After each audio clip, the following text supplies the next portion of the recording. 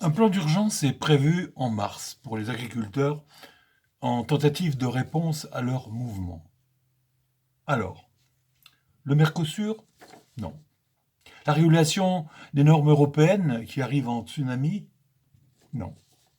L'avalanche de produits ukrainiens non taxés et hors normes? Non. L'alternative à l'abattage total des troupeaux en cas d'un seul animal malade? Que nenni. 3 mesures proposées. La première, la gestion de l'eau. Pourquoi pas. La deuxième, tenez-vous bien, la prédation du loup.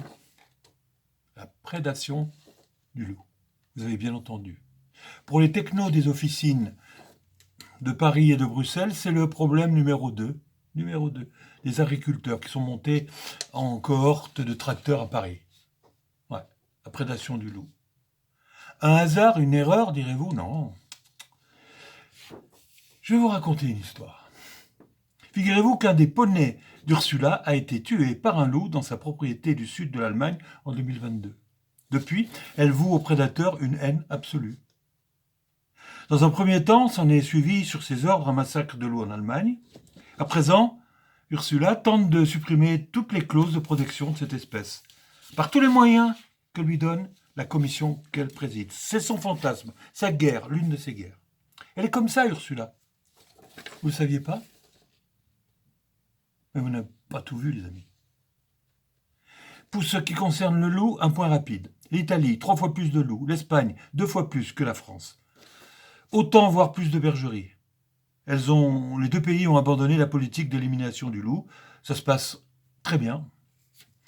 En France, tir autorisé 200 par an.